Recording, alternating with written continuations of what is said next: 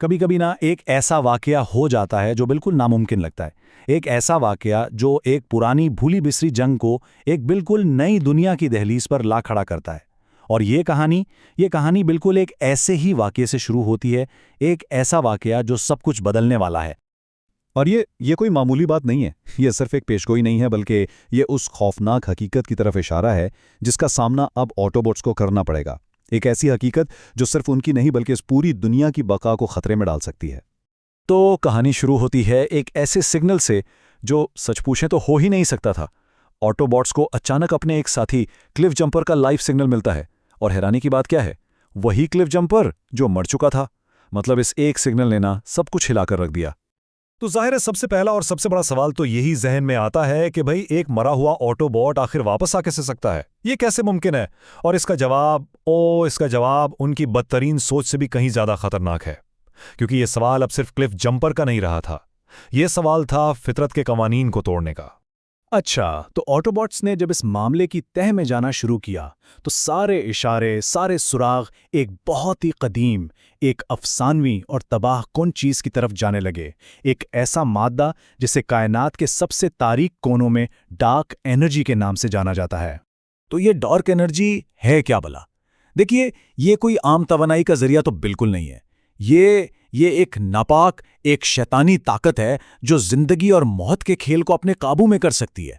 इसका काम सिर्फ मुर्दों को जिंदा करना ही नहीं है, बल्कि ये जिंदा चीजों को भी बिगाड़ कर एक भयानक, एक खौफनाक मखलूक में बदल देती है। और फिर ऑटोबॉट्स ने कड़ी से कड़ी मिलाई। उन्हें याद आया, अरे हाँ, कुछ वक्त पहले एक अजीब नामालूम मादे ने उनके टूटे हुए आलात में जान डाल दी थी। तो सोचने वाली बात यह थी कि अगर ये चीज बेजान मशीनों को चला सकती है तो एक साइबरट्रोनियन के जिस्म के साथ ये क्या नहीं कर सकती। और ये एहसास ही कितना खौफनाक था कि क्लिफ जंपर का सिग्नल इसलिए नहीं आ रहा कि वो जिंदा है, बल्कि इसलिए आ रहा है कि उसके मुर्दा जिस्म को दोबारा चलाया गया है। तो क्लिफ जंपर की वापसी का राज तो जैसे तैसे समझ में आ गया, लेकिन इसने एक और, इससे भी बड़े और खौफनाक सवाल को जन्म दिया। सवाल ये था कि आखिर इस सब के पीछे है कौन, और उससे भी अहम बात, उसका मकसद क्या है, वो चाहता क्या है। और फिर जवाब एक धमाके के साथ सामने आता है। इस पूरी साजिश के पीछे कोई और नहीं बल्कि ऑटोबॉट्स का सबसे बड़ा, सबसे पुराना दुश्मन मेगाट्रॉन है, जो खुद डार्क एनर्जी की ताकत से लेस होकर वापस आया है। और वो फख्र से ऐलान कर रहा है कि यूनिक्रॉन का खून मेरी रगों में दौड़ रहा है। तो इसका मतलब ये हुआ कि क्लिफ जंपर की वापसी वो तो सिर्फ एक छोटा सा तजुर्बा था। असल प्लान तो कुछ और ही था, और वो कहीं ज्यादा भयानक है। मेगाट्रॉन का मकसद है डार्क एनर्जी की ताकत को इस्तेमाल करना, साइबरट्रॉन के तमाम मुर्दों को जिंदा करना और उनसे एक ऐसी फौज बनाना जिसे कोई रोक ना सके, एक ऐसी अनडेड आर्मी जिसके जरिए वो सारा जमीन पर कब्जा कर सके। अच्छा, लेकिन एक मिनट, सवाल यह है कि आखिर जमीन ही क्यों? मतलब पूरी कायनात में इतने सयारे हैं, तो जंग का मैदान हमारी दुनिया ही क्यों बन रही है? इसका जवाब साइबरट्रॉन की अपनी तबाहकुन जंग की तारीख में छुपा हुआ है।